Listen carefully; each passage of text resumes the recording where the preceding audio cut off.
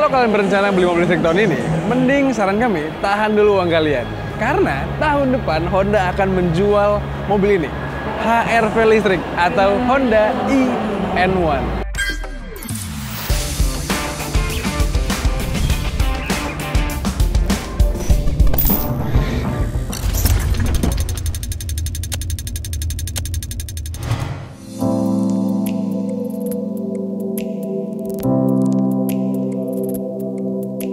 Yes, sebenarnya Honda eN1 atau Honda HR-V listrik aja kali kita nyebutnya ya, biar gampang ya.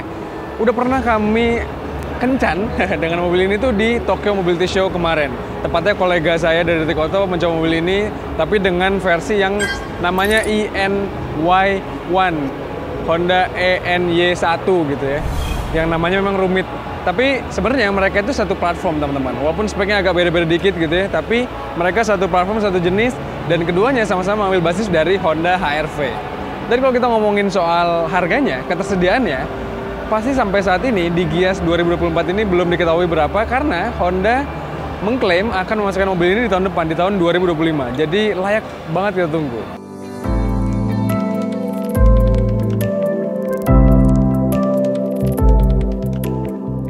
Sebagai mobil yang satu basis dengan Honda HR-V atau Honda HR-V, jelas Honda eN1 ini menggunakan bahasa desain yang mirip-mirip teman-teman. Walaupun bedanya ini lebih futuristis. Ya, secara dia adalah semua mobil listrik yang mobil untuk masa depan gitu ya. Jadi pastinya beberapa perintilan mobil ini dibuat lebih atraktif, lebih modern dan lebih kelihatan canggih gitu.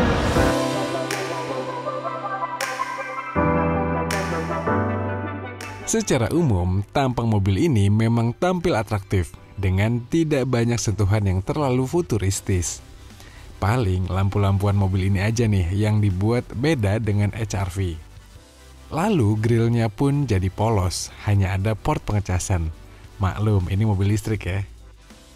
Desain mobil ini jelas mirip dengan HR-V, pun dengan dimensinya, ukuran roda, hingga wheelbase-nya. Namun dengan dipasangkannya baterai di bagian bawah, membuat ground clearance mobil ini jadi lebih ceper ketimbang HR-V. Bicara soal ukuran, nih lihat, bagasinya juga terkesan persis ya dengan HR-V yang biasa. Cukup lega lah untuk mobil harian. Desain luarnya memang kelihatan atraktif teman-teman. Namun bagaimana dengan dalamnya? Yang dalamnya ternyata ini jauh lebih menarik ketimbang Honda HR-V yang sekarang kita ketahui. Ini dia pakai layar head unit yang tegak gitu orientasinya. Dia modelnya vertikal, cocok buat kita-kita nonton Instastory kali ya. Tapi ini atraktif sekali. Head unitnya cakep dan fasilitasnya juga lengkap. Lantas di bagian depan sini kita bisa lihat juga model kokpitnya agak mirip-mirip dengan kepunyaannya Honda Accord eHEV yang pernah kita lihat sebelumnya. Sisanya, ya ini kelihatan clean, looknya minimalis, dan banyak perintilan-perintilan yang rasanya belum kita temuin di model Honda lainnya.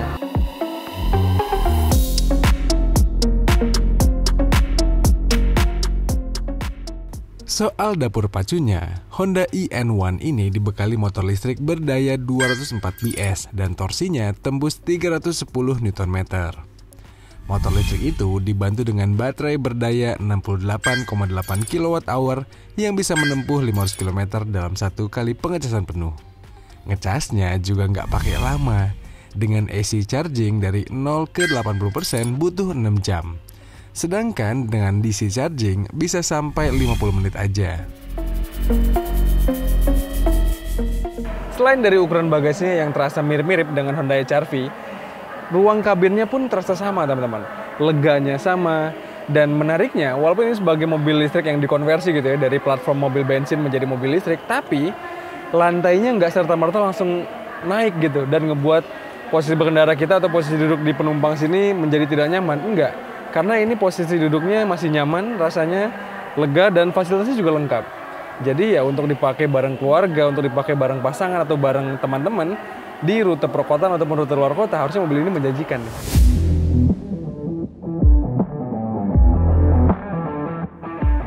Yang agak bikin greget di kabinnya sih, sayang banget gak ada panoramic roof. Terus bicara soal fitur, mobil ini tuh lengkap banget kok fiturnya. Bahkan kalau kita ngintip ke depannya, tuh ada head unit yang gak ada di Honda lainnya. Belum lagi fitur ADAS-nya juga sudah disertakan di HR-V listrik ini. Jadi bikin pengalaman berkendara makin kekinian banget. Sekarang sih tinggal nunggu gestur dari HPM. Mereka mau bawa mobil ini dalam status gimana nih? CBU atau CKD? Kalau CBU sih bukan gak mungkin harga mobil ini akan tinggi ya. Tapi kalau sampai CKD, pembeli Honda HR-V listrik ini bisa menikmati beragam insentif dari pemerintah. Sehingga harganya pasti lebih menarik. Yuk Honda, bisa yuk!